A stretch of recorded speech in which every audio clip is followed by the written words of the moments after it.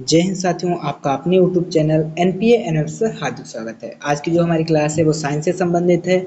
आप लोग तो जानते होंगे ये क्लास कितनी महत्वपूर्ण है, वो भी यूपी एनएफ वालों के लिए तो है ही, साथ में आपको पता होगा श्रेष्ठा वालों के लिए भी इम्पोर्टेंट है। अगर हम बात करें अतुल महेश्वरी में जिनका फॉर्म पड़ा है, अटल आवासीय योजनाएं जो लेना चाहते हैं, उससे भी संबंधित ये क्लास बहुत ही महत्वपूर्ण होने वाली है। तो बिना समय को हम खर्च किए पहले क्वेश्चन की तरफ चलते हैं। पहला क्वेश्चन हमारा आज का है, भारतीय अंतरिक्ष अनुसंधान संगठन का गठन कब हुआ था?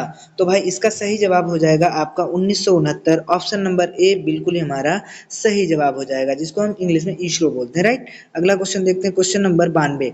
बेकेलाइट का प्रयोग किस चीज को बनाने में किया जाता है? तो बेकेलाइट का प्रयोग जो होता है आपका बिजली के जो प्लग एवं स्विच बनाने में किया जाता है। ऑप्शन नंबर ए बिल्कुल ही हमारा सही जवाब हो जाएगा, बिजली के प्लग और स्विच बनाने में। अगला देखेंगे क्वेश्चन नंबर 93। थर्माकोल का दूसरा नाम क्या है? तो थर्माकोल को स्टाइरोन बोलते हैं। क्या बोलते हैं भाई? स्टाइरोन बोलते हैं शायद। थर्माकोल को क्या बोलते हैं भाई? स्टाइरोन बोलते हैं। अगला क्वेश्चन देखेंगे। अगला क्वेश्चन क्या है, किसी तत्व के परमाणु के नाभिक में उपस्थित प्रोटॉन की संख्या उस तत्व की क्या कहलाती है? तो भाई परमाणु संख्या कहलाती है। क्या कहलाती है भाई? परमाणु संख्या कहलाती है। अगला क्वेश्चन है, सोडियम कार्बोनेट का सूत्र क्या है? तो सोडियम कार्बोनेट का है Na2CO3। Na2CO3। और पहली क्लास में हमसे पूछा गया था कि खाने वाले सोडियम मतलब खाने वाले सोडा को क्या कहते हैं, तो वहां पे हमने क्या बताया था? बेकिंग मतलब बेकिंग को क्या कहते हैं? सोडियम बाइकार्बोनेट कहते हैं बेकिंग सोडा को। ठीक है, अगला देखते हैं भाई। अगला क्वेश्चन है, धातुओं को संरक्षण से बचाया जा सकता है। तो कैसे बचाया जा सकता है? ग्रीस लगाकर। बिल्कुल, किसी धातु पे ग्रीस लगाओगे तो उसमें जंग नहीं लगेगा। मिश्र धातु बना के, कोई एक नॉर्मल धातु है उसमें एक बढ़िया क्वालिटी की धातु मिलाओगे तो कभी नहीं खराब होगी। गैल्वेनीकरण, ये भी सभी मतलब उपरोक्त सभी बिल्कुल ही सही जवाब होने वाले हैं। अगला देखते हैं भाई, कह रहा है प्रोटोजोआ संघ के जीव कैसे होते हैं? तो प्रोटोजोआ के जीव जो होते हैं वो सभी एक कोशिकीय होते हैं। कैसे होते हैं भाई?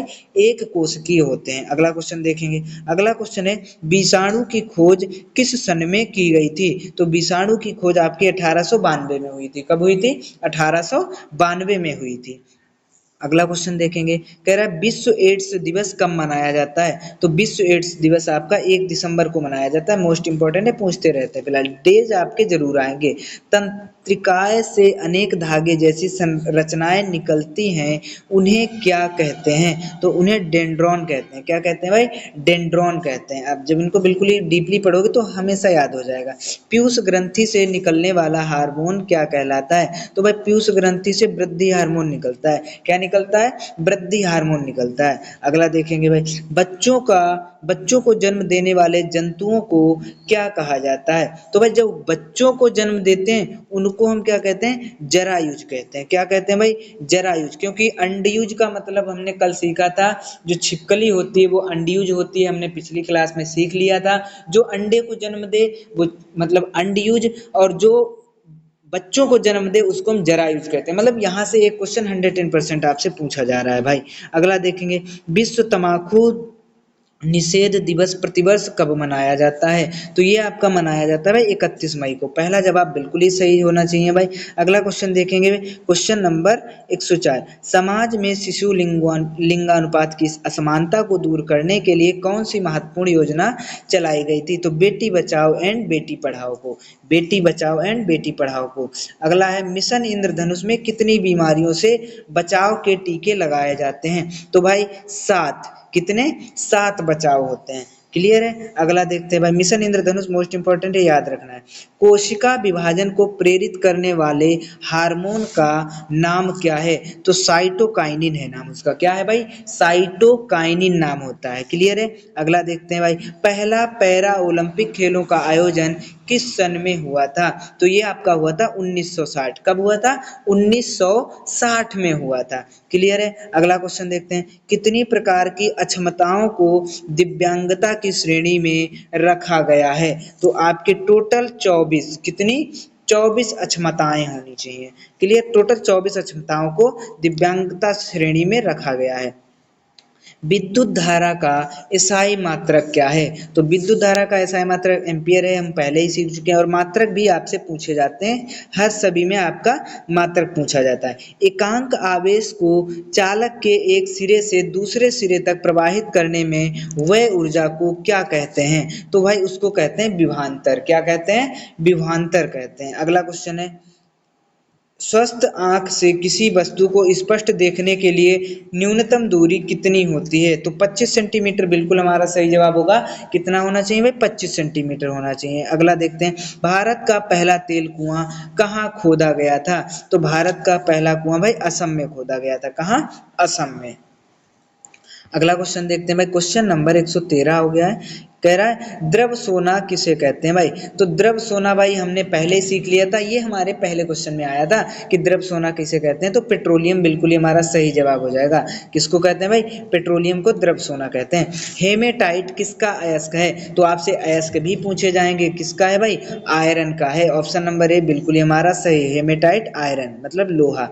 जापानी मस्तिष्क ज्वर किसके कारण होता है? जापानी मस्तिष्क ज्वर जो होता है वो विषाणु के कारण होता है। किसके?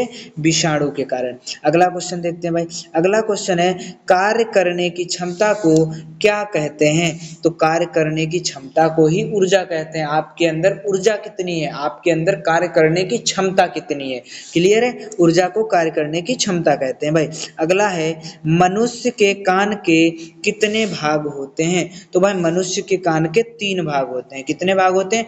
3। और मनुष्य के कान में 3 हड्डियां भी होती हैं। कितनी हड्डियां होती हैं टोटल भाई? 3 हड्डियां होती हैं। अगला क्वेश्चन है, क्वेश्चन नंबर 118, वयस्क के मेरुदंड में कुल कितनी हड्डियां होती हैं? तो वयस्क के जो मेरुदंड में कुल मिलाकर 33 हड्डियां ही पाई जाती हैं। कितनी? 33। 206 की बात करें तो ये पूरे शरीर में होते हैं, लेकिन आपसे मेरुदंड में पूछा। क्लियर? अगला क्वेश्चन देखते हैं भाई। अगला क्वेश्चन है, कह रहा है 1 गज में कितने फुट होते हैं? तो भाई 1 गज में आपके मात्र 3 फुट होते हैं। मोस्ट इंपॉर्टेंट है, पूछा जा सकता है भाई। इकाई से संबंधित भी आपसे पूछा जाएगा। क्षेत्रफल का मानक मात्रक क्या है? भाई क्षेत्रफल का मैंने बताया था, वर्ग मीटर कह दो हिंदी में, मीटर स्क्वायर कह दो इंग्लिश में। आयतन का मैंने बताया था, क्यूब मीटर क्यूब कह दो, या घन क्यूब घन मीटर कह दो। ये आपको याद होने चाहिए। क्षेत्रफल हमेशा मीटर स्क्वायर में आता है, ये हम पहले ही बताए हैं और हर क्लास में बताते रहते हैं। 1 जूल में कितने अर्ग होते हैं? तो भाई 1 जूल में आपके 10 की पावर 7 ही अर्ग होते हैं। कितने होते हैं? 10 की पावर 7 अर्ग होते हैं 1 जूल में। आगे देखेंगे, कह रहा चंद्र ग्रहण कब होता है? तो चंद्र ग्रहण पूर्णिमा वाले दिन होता है। जब पूर्णिमा की रात होती है तो पूर्ण चंद्र ग्रहण होता है, और ये हम पिछली क्लास में भी देख के आए हैं। क्लियर है? चंद्र ग्रहण से संबंधित क्वेश्चन आप जरूर पढ़ के जाएं, आएगा 110%। अन्न कणों को पके हुए पौधों से अलग करने की प्रक्रिया क्या कहलाती है? तो भाई थ्रेसिंग कहलाती है। क्या कहलाती है? थ्रेसिंग। आपने गेहूं को अलग किया होगा, पके हुए गेहूं को अलग करने की प्रक्रिया को थ्रेसिंग कहलाते हैं। पौधे से गेहूं अलग किए हैं आपने, तो उसको थ्रेसिंग कहते हैं। गुरुत्वाकर्षण का सिद्धांत किसने दिया भाई? मोस्ट इंपॉर्टेंट, न्यूटन हमारे सेब गिरा था इनके सिर के ऊपर, तब इन्होंने गुरुत्वाकर्षण की खोज कर दी। लेकिन आज के बच्चे ऐसे, उनके ऊपर सेब गिरे ना तो वो पहले खा जाएंगे मेरे अकॉर्डिंग। समझ में आया? तो भाई न्यूटन की तरह बनो। कोई चीज आपको दिख रही तो उसमें विज्ञान खोजने की कोशिश किया करो। आपको अगर कुछ मिल जाता है ना तो आप सबसे पहले उसको पेट के अंदर ले जाते हो भाई। ठीक है? तो याद रखना भाई, न्यूटन ने खोज की थी गुरुत्वाकर्षण की। क्लियर है? गुरुत्वाकर्षण की खोज न्यूटन ने की थी। कोशिका का ऊर्जा ग्रह किसे कहा जाता है? तो इसको कहा जाता है भाई माइटोकॉन्ड्रिया। माइटोकॉन्ड्रिया को कहा जाता है। मोस्ट इंपॉर्टेंट क्वेश्चंस हैं। तो आपको आज की ये क्लास कैसी लगी? तो सभी लोग एक बार जरूर कमेंट करें। और आज का जो है आपके लिए जो होमवर्क है, तो आपको ये बताना है कि गुरुत्वाकर्षण का सिद्धांत किसने दिया था? गुरुत्वाकर्षण का सिद्धांत किसने दिया था? क्लियर है?